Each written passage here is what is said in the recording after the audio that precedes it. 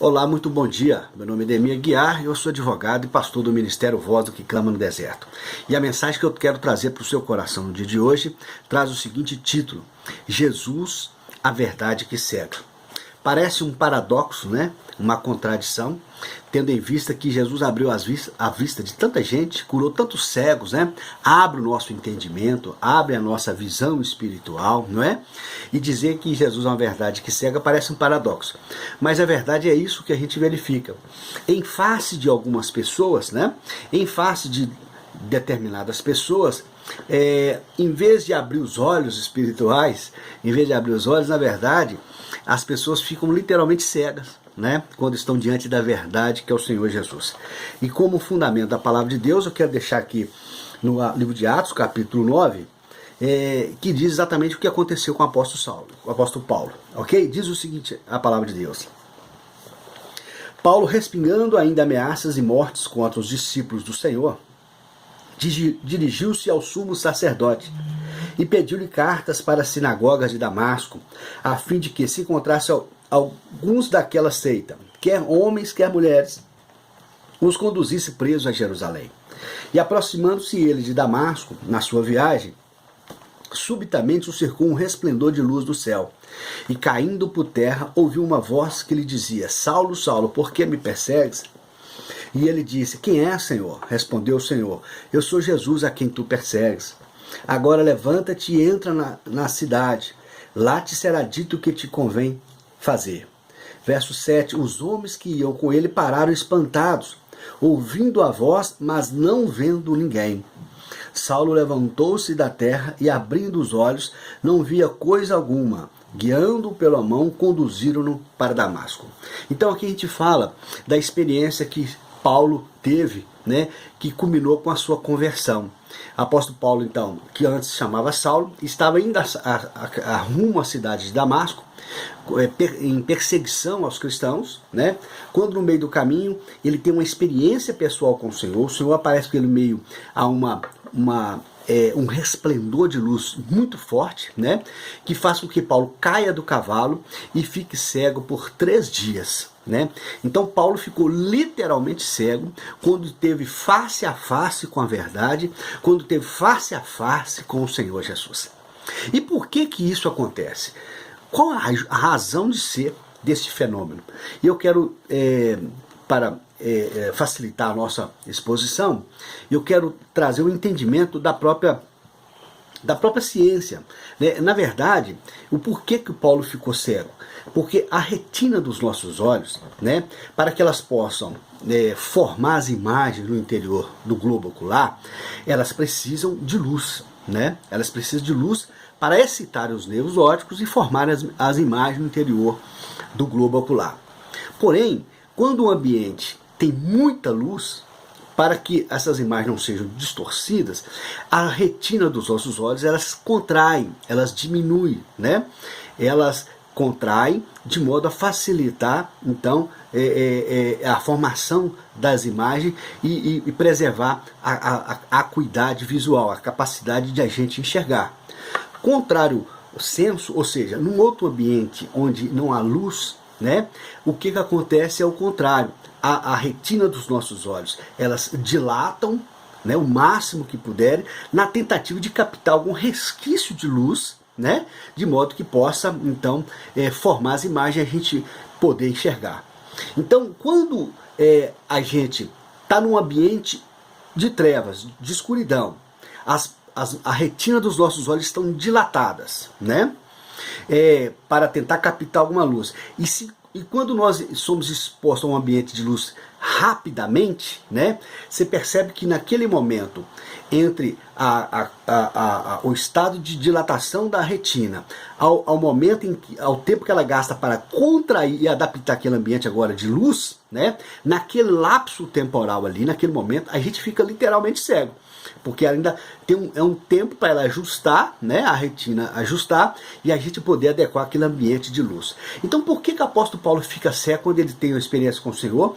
Que diz aqui que o Senhor apareceu para ele num esplendor de luz, né? É porque os olhos de Paulo estavam adaptados para as trevas.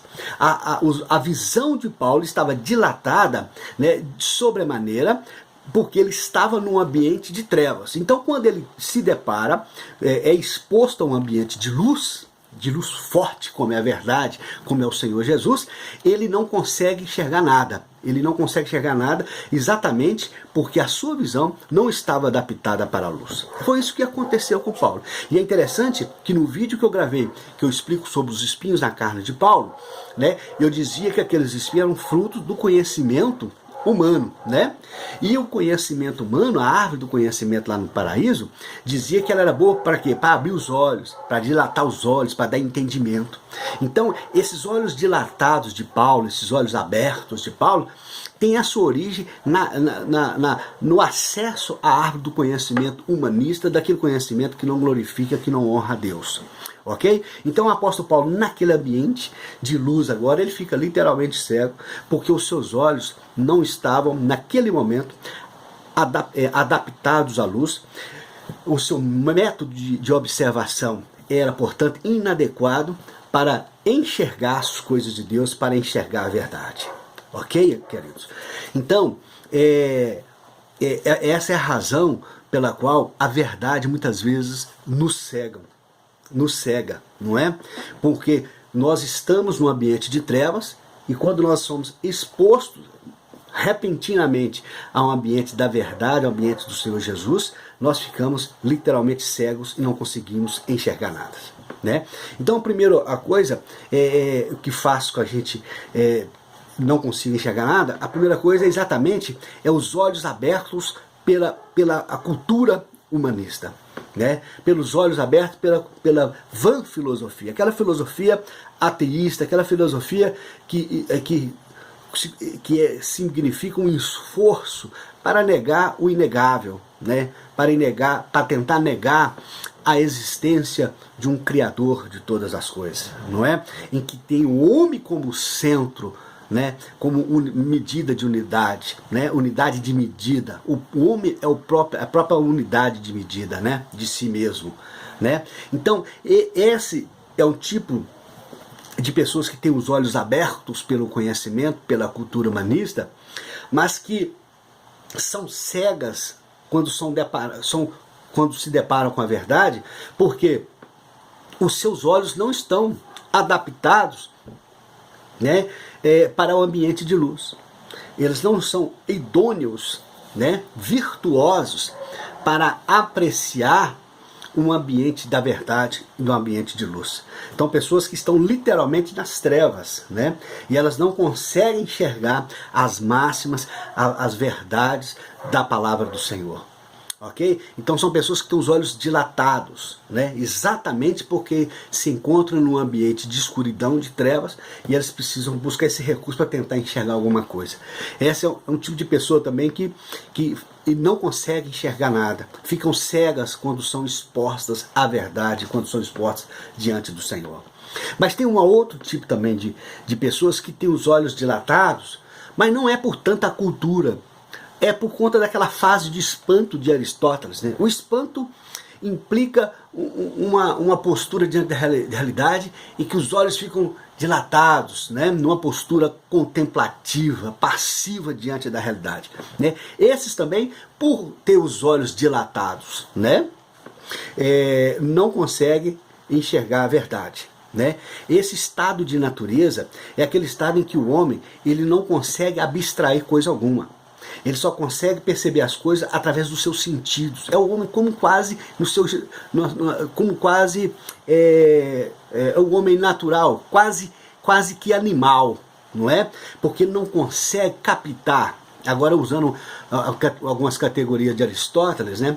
A substância segunda, a forma dos entes, de modo a formar conceitos universais e abstrair, formar um entendimento, né? Uma descrição da verdade. Ele não passa disso. Ele é até capaz de dizer assim, ó, que reconhece as leis da natureza, né? Mesmo porque ouve dizer e reproduz aquilo na mesma medida, mas ele não é capaz, né, de formular conceitos, né, sobre o que está dizendo, né? E por quê? Porque, embora admita a existência das leis da natureza, ele é incapaz de perceber e de enxergar que, para ser leis, tem que atender dois requisitos. Um de existência. O requisito de existência de toda lei é que haja um legislador, né, que está elaborando aquela lei. Um legislador dotado de inteligência, de vontade, de liberdade, né, para estar legislando aquela lei, colocando aquela lei. Um outro requisito é o requisito de validade, porque é necessário que tenha autoridade para colocar uma lei. Não adianta eu fazer uma lei que ninguém vai obedecer, porque eu não tenho autoridade de legislador. Então, queridos, é isso que acontece, sabe?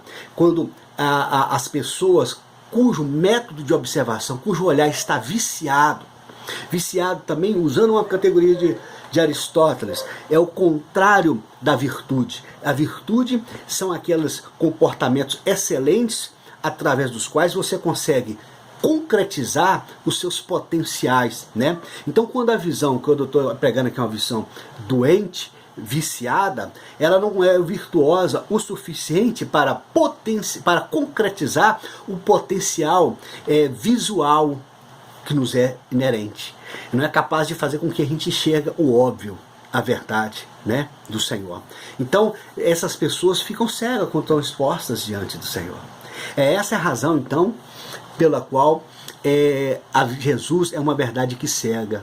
Na verdade, que ele não comporta nos modelos de explicação que as pessoas que estão em trevas compreendem, né? A sua moldura conceitual não comporta a verdade, não comporta o Senhor Jesus. Talvez seja essa também a razão de nós orarmos com os olhos fechados, né? Porque quando um ambiente é muito de luz, a retina ela tem que contrair, ela tem que diminuir, que fala de humildade, né? Se nós quisermos compreender a verdade, nós precisamos diminuir o nosso eu, a nossa vaidade, né? Contrair a retina dos nossos olhos, fechar talvez até o ponto de fecharmos literalmente os olhos, no sentido de buscarmos a Deus em oração. Amém? Em Jeremias 33:3 diz: clama a mim, eu anunciar-te-ei e revelar-te-ei, né, coisas grandes e profundas que não sabem. Amém? Eu quero deixar essa palavra para você. Que Deus te abençoe em nome de Jesus. E talvez você ainda não consegue vislumbrar todas as maravilhas do Senhor. Talvez você está naquele processo ainda de adaptação. Os seus olhos vão clareando, né? Os seus olhos vão ajustando a exposição da verdade, a exposição do Senhor Jesus. Amém? E você será uma grande bênção nas mãos de Deus, um grande instrumento nas mãos de Deus. Eu te abençoo em nome de Jesus. Fica com Deus e até a próxima oportunidade.